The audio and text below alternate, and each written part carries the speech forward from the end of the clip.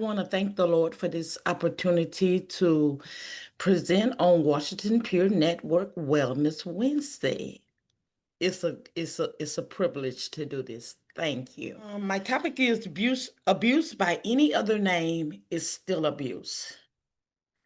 So when I'm speaking of abuse, when I there's different definitions of abuse. So my definition of abuse is abnormal use. It's not normal, it's abnormal use. In saying that, one of the things that I learned as I took the peer support class, the 8-hour training, was that sometimes we can normalize abuse. And by us normalizing abuse, it's a way that people accept the abuse that they're in. But it was never intended to be that way. But they learned it. So I'm gonna give you an example. Um, I'm from Mississippi, so where I grew up at, in the neighborhood I grew up in, you had a lot of families in this neighborhood and stuff. There was an incident that happened over 20 some odd years ago, probably over 30 years ago. Um, Two neighbors are physically fighting one another. Everybody is around looking at them fight one another.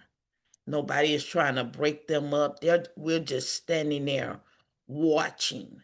So envision us standing there watching two people physically assault one another, physically hurt one another. And we're just standing there. We're not doing anything. We're not trying to break it up. We're not saying this is not okay. We're just there in that moment looking at that situation. Then envision this, as the two teenagers are fighting one another, one of the parents comes out of the house with a purse on her shoulder, walks over to the teenager that is fighting her daughter, pulls out a gun, and shoots the other teenager. Of course, everybody dispersed. We're in our homes. We're processing what happened. It's a lot of tension, a lot of things going on inside of each person's house as they don't rant to their house, telling what happened. Oh, she got shot. As a 9 or 10-year-old, we recall that memory because according to child psychologists, we start remembering things at the age of 7.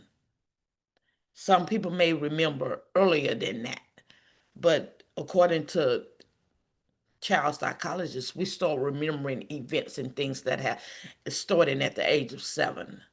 Um, our memory, according to children's psychology, is fully formed by the age of 7. Our memory. So envision us being in the house. The shooting then took place, and we said she got shot. We're all in a panic. We're making sure everybody is okay. But then, few days later, we like, she got shot. And we walk around talking about her getting shot. But we're having these conversations as kids. And a kid can get used to seeing abuse and saying, "Oh, she got shot." And don't think that there's something wrong with it. We normalized it. Oh, she got shot. She in the hospital. She's okay. She's gonna completely recover. But still in our mind, we done normalize a person getting shot. We don't think that there's something wrong with that as a kid because if we grow up in an environment as kids and we're seeing abuse, we're hearing abuse, we're experiencing abuse, we can begin to normalize that and say, hey, I got slapped in the face. What make that normal? Oh, she kicked me and I responded back. But then I'm saying, oh, this is okay. She hit me, I hit her. And I'm thinking, okay, this is okay in my mind. I done normalized it, and I took that normalization of pain and suffering into my teenage years. And because I took that into my teenage years, a person can come up to me and say I'm in a relationship and they decide, hey, I'm gonna cuss her out because I had became normalized to being cussed out in other places and other locations. Now I'm in a relationship. Oh, he cussed me out. Oh, I may not like it. I may feel that at that moment, but then over time, I condition myself to say, hey, he's just upset. It's okay if he cussed me out because he's letting out his frustrations. No, that's not okay because it's still abuse. And so that's how I came up with it. Abuse by any other name is still abuse, even though we done normalized it, even though we said, hey, it's okay. Oh, I got punched in my stomach by my boyfriend. What makes that normal? That is still not normal. So what I would like to do is to make sure that even when abuse happens, we don't take on saying, "Oh, it's my fault." That's the first thing. We don't take on the victim mentality saying, "Oh, this is my fault. Oh, I deserve this. Oh, this is my life. Oh, this is what I'm gonna be dealing with for the rest of my life." First, let's not do that because then we're going to be attracting people into our space and into our circle that will be like, oh, I can do this to her and she's okay with it, even though she responds back. Somewhere in our minds, we're saying it's okay, but it's really not okay because the psychological effect that it has on our mind begins to affect our bodies over a period of time. It affects our natural being. We can start um, comfort eating because of the abuse we have suffered, which then could lead to other health problems. It can lead, sometimes it could lead to diabetes. Sometimes it could lead to heart problems because we never dealt with the fact that the abuse is not normal. It is not. It's not okay. We shouldn't allow ourselves to continue being abused. Remember, abuse by any other name is still abuse, even though we can say, hey, she got shot, or we can say, oh, that woman was killed. And we're still normalizing this. But remember, we're normalizing this as a child that then goes into our teenager, then go into our young adulthood, and then go into us being grown men and grown women. And then we can sit down and we can recall these incidents. And we're saying, this happened, this happened, this happened, this happened. But where in our mind, as we're talking about these issues that has happened decades ago now, and saying that was not okay for her to get shot, or it was not okay for that woman to be murdered in her house and her kids find her murdered in the house. The abuse has an impact. We may not see it in the beginning, but over time, if, as we begin on our road to recovery, on our road to healing, on our road to being successful in our lives, we can then say, oh, I remember this as a kid. I remember shootings in our family. Oh, but it's okay he got shot at. No, it's not okay. It's still abuse. So we as people sometimes downplay situations and saying, oh, this just happened. this person is at fault. But then when do we stop telling ourselves as well as our children and our grandkids, oh, this happened, but it's okay? No, it's not. It's not okay. Okay? Emotional abuse. I want to talk about that just for a brief moment. Emotional abuse, where someone said, oh, you crazy. And then you be like, I'm not crazy. And then your friend said, oh, I was just joking with you, girl, but you crazy. No, crazy is being mentally unstable. I don't want you to call me crazy. You can call me different, but calling me crazy because of where I have been. And words are very important to me. So you can say a word to me that has a major impact on me and can bring me back into a moment that I had with someone else. And it brings it up like it just happened. And that could have been 40 years ago that it happened. So if I say, stop, I don't want you calling me crazy, because if you know my history, the word crazy is not appropriate for me. You can say I'm different, you're unique. I don't even per se like people saying, oh, you're special. No, special to me means something different to me than it may mean to someone else. You may say a kid, you can tell a kid, say you tell a kid at the age of 10, oh, you're so special.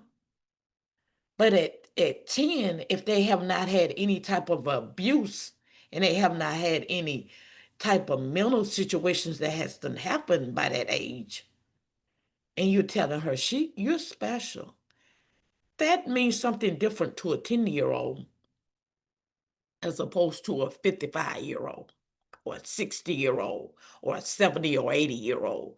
You could be saying they could be saying you're special, but if you was in special education classes and they called you in LD, and so LD means learning disability, but your community took LD as local dummy. Okay, that's still not okay. So words are very important. So I want us to take a moment right now and just think about some things that may have occurred in your life that was not okay, that you normalize, okay? And you're saying, this happened to me. I normalized it. But in me normalizing it, that allowed me to accept it. No, you didn't have to accept that you were slapped. You didn't have to accept that you were sexually abused or emotionally abused as a kid and saying, oh, this was just a part of my upbringing. But let's not normalize it. Let's call it what it is. Abuse by any other name is still abuse. Even when someone humiliates you as a kid, it's still abuse.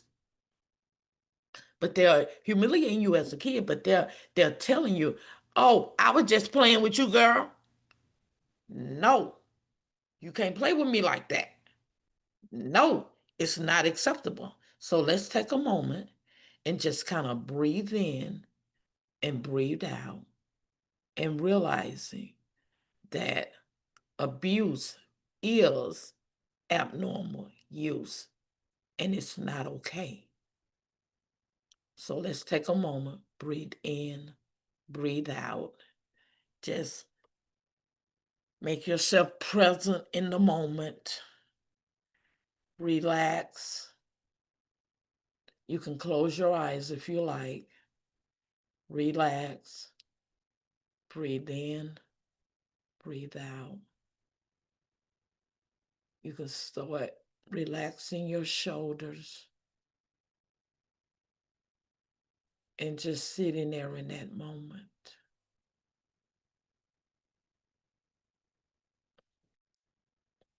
and just allow your brain to start thinking positive things. We're not going to focus on the abuse. We're not going to focus on the neglect. We're going to focus in this moment on our breathing in and out. You can have your eyes open or closed, but just feel yourself in this moment.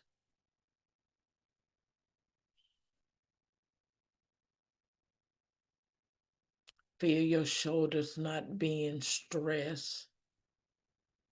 If you want to start moving your arm, just one arm, to kind of let that stress go, you can.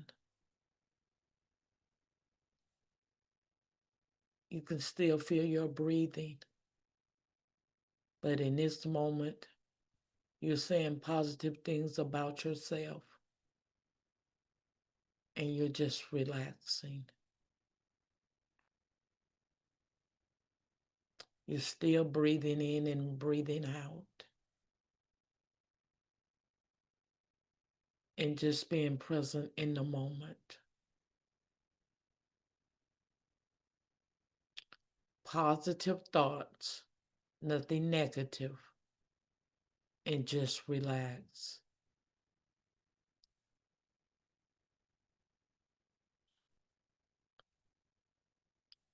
It's okay during your day to breathe in, breathe out, and relax, letting go of the stress and just being okay in that moment.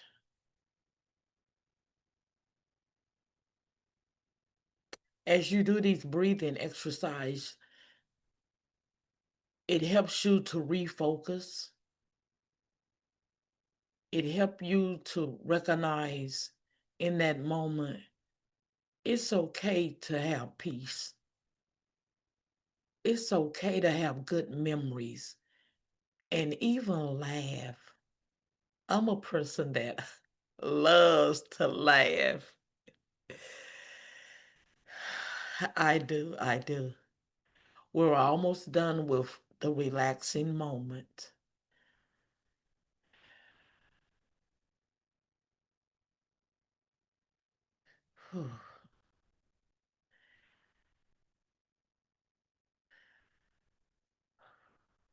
I know for me, taking that time in that moment to begin to relax, letting the stress go, being present in that moment, moving my hands, moving my feet, breathing in and out.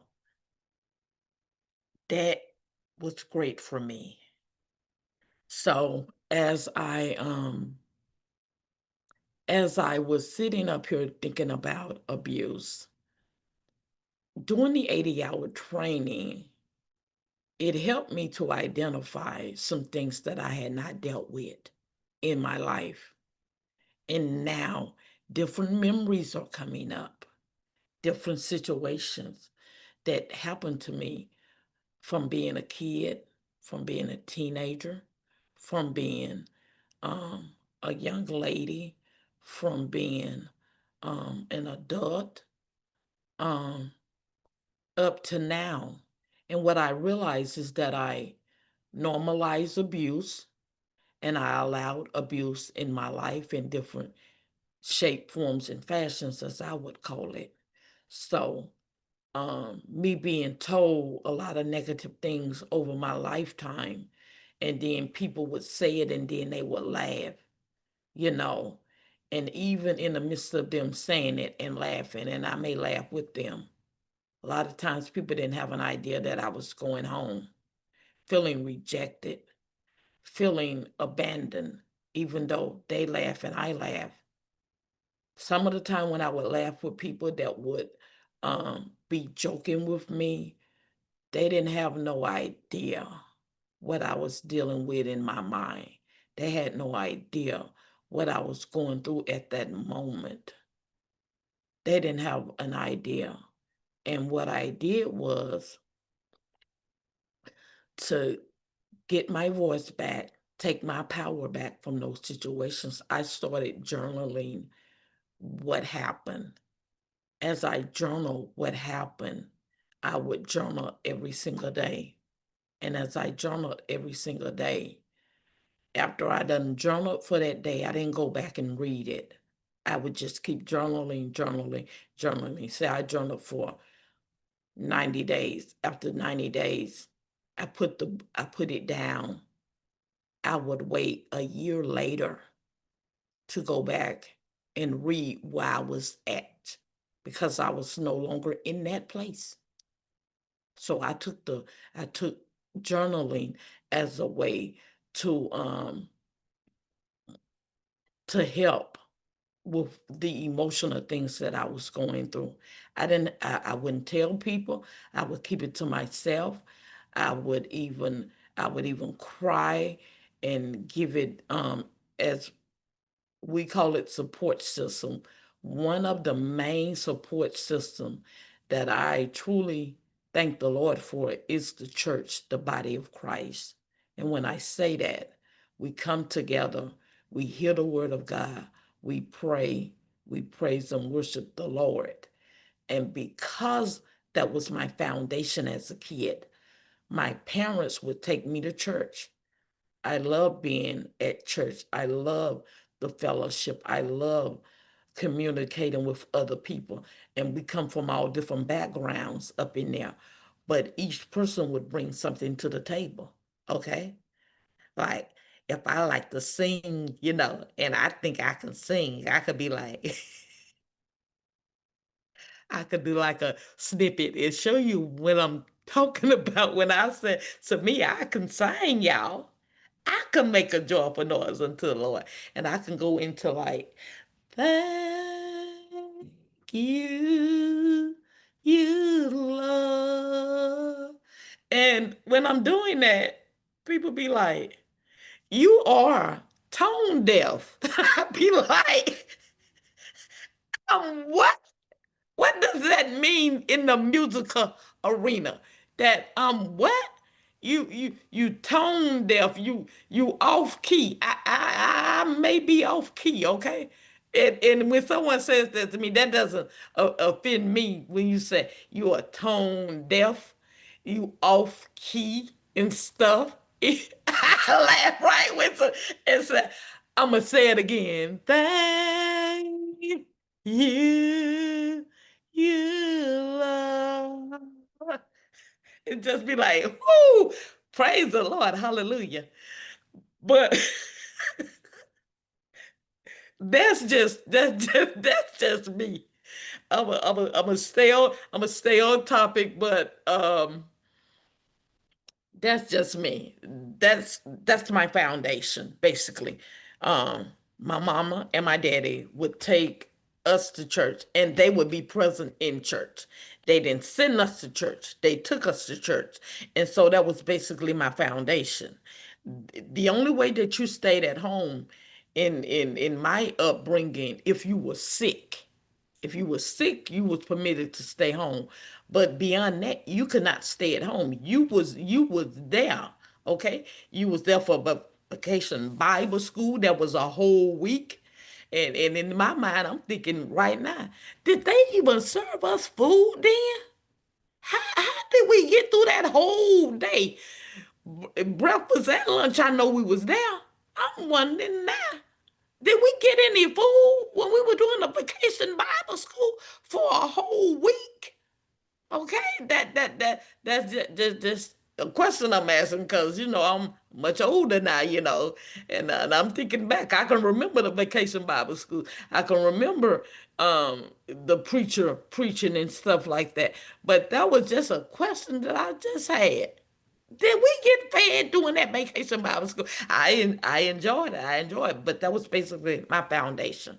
Coming up in the church, my parents taking us to church, not sending us to church and stuff.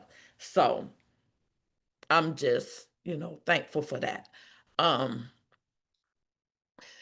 Back to abuse by any other name is still abuse.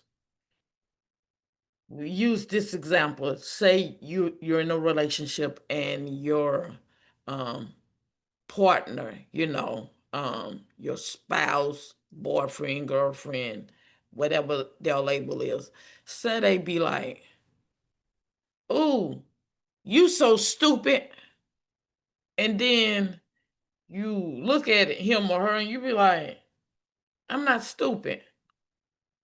And then over time, they begin to keep telling you that you're stupid.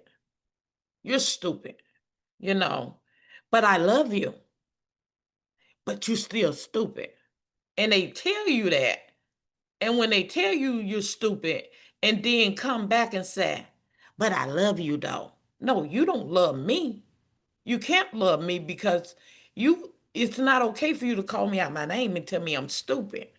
You know, that's not okay. And then you to put, I love you. No, that to me ain't love. We need to stop and reevaluate this relationship because you saying that to me, but then at the end putting I love you on it, that's not okay. We can understand sometimes how we can be physically abused over and over and over again. And then at the end of it, the person bring you some flowers or some chocolate and then say, baby, I love you. There ain't no kind of way you can love me. Because first you have to love yourself in order to love me. Okay? First you need to know who you are. Then you'll know who I am. Then we can come together. I identify who you are. You identify who I am. And then we set up boundaries and say, you can't call me out my name. You can't call me stupid. You can't physically put your hands on me and then say, I love you. No, that is not okay. That is not normal. So we want to look at, we don't want to, we're not going to relive what happened. We're going to address what happened.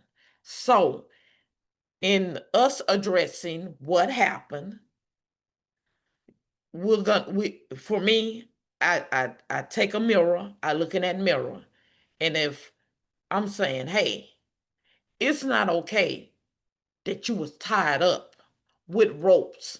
That was not okay. That is abuse. He did not love you. He did not care for you. He didn't even care for himself. So you, Angela, would never be tied up again with ropes. Even in my mind, I won't be. Even in my physical being, I won't be. I refuse to allow anybody to do that to me.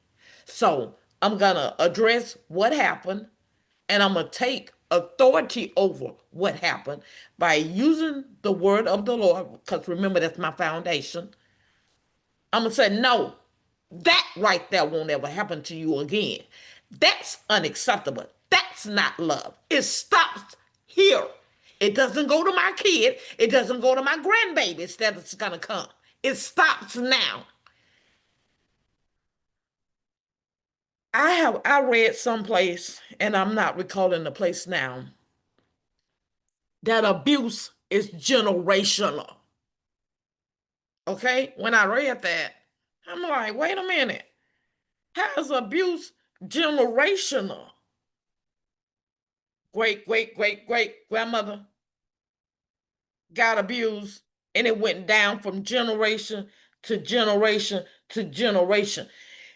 The, if it even changed forms, it was still abuse. Okay? Abuse sometimes within a generation can change its face. Okay? So we'll use this as an example. Say a woman makes $400,000 a year. She marries someone with a high school education. She's making $400,000 a year. And before she marries the man, she's she's out there doing in her career, being successful in her career, She marries this man with a high school education. There's nothing wrong with the man having a high school education. Okay?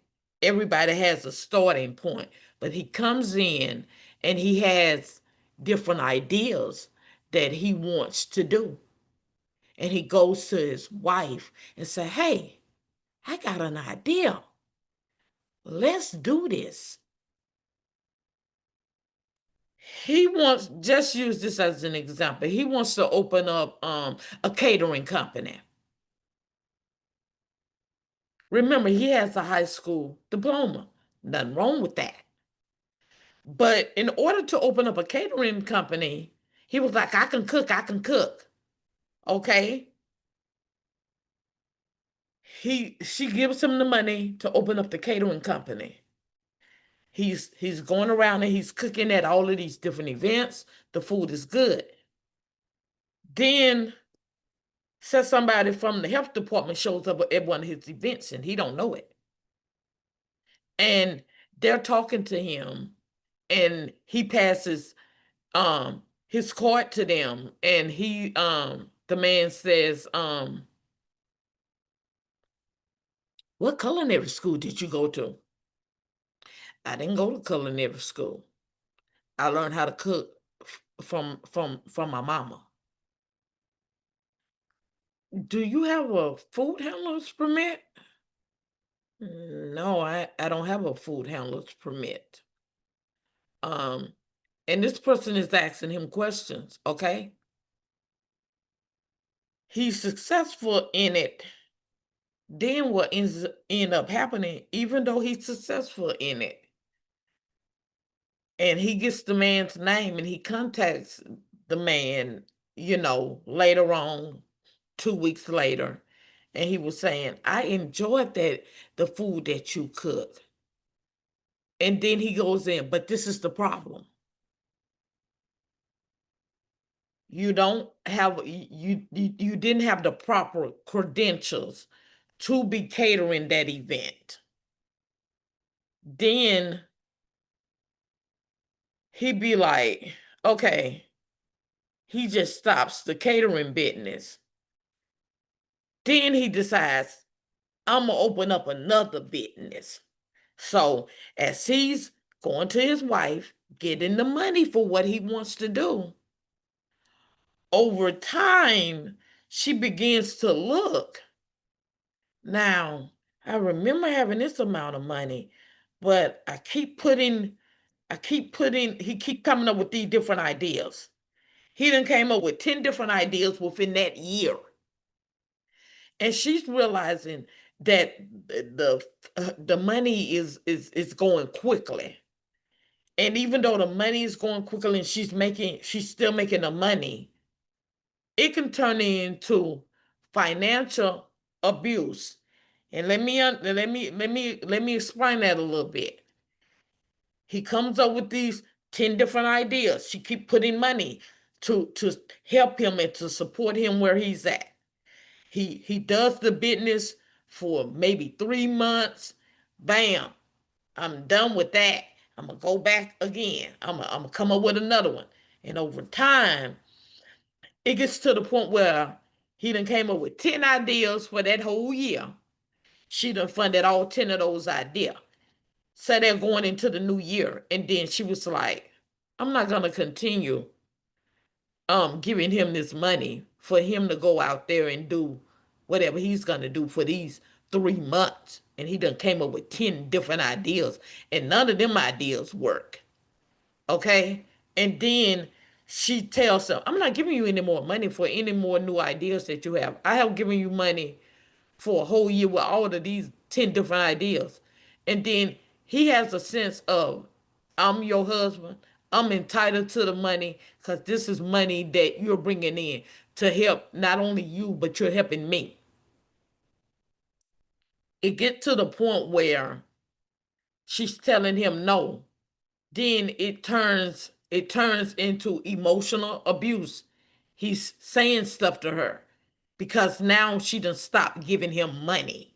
So that can be a form of emotional abuse.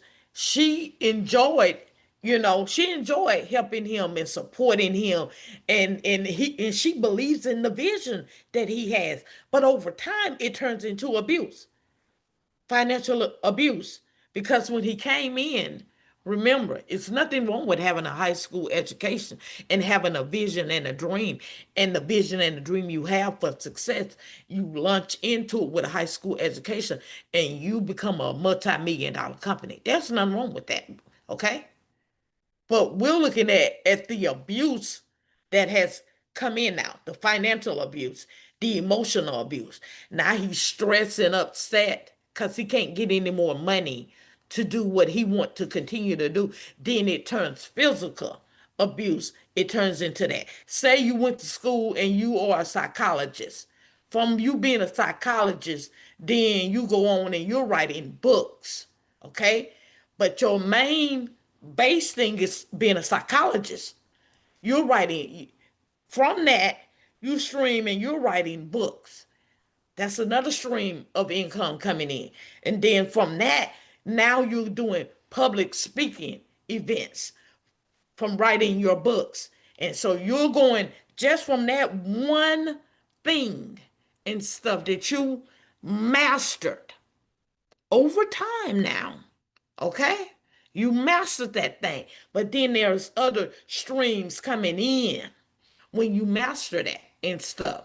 But as I use the example, she supported him. She's there for him. Any idea he came up with, she funded it. She ain't had no problem funding it because she was bringing in the money to fund it and stuff. But then when all of them 10 ideas didn't work within that year, then I'm not going to give you no more money. Then it turns to emotional abuse, calling her out her name. Then it turns to physical abuse because she's frustrated now because now you ain't funding his vision anymore. Okay. So it can start off one way and then end up a totally different way because abuse has many different faces.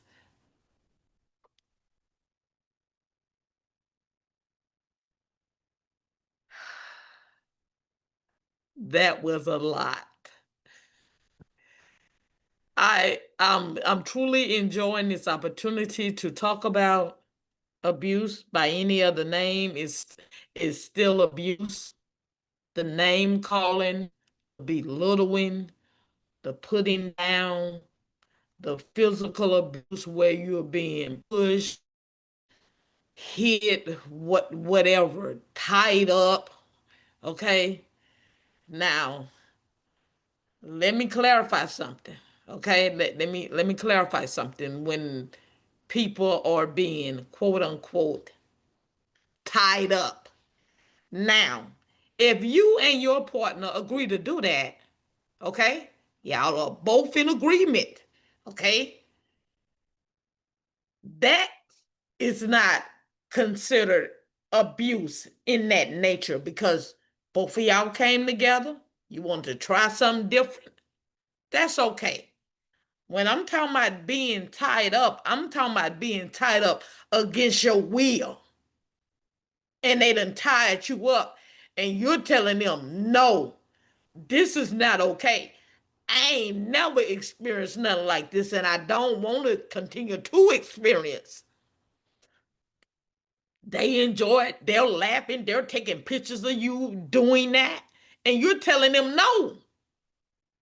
Abnormal use. Okay, that's what I learned that the definition of abuse is. Someone gave that definition. Abnormal use. Okay?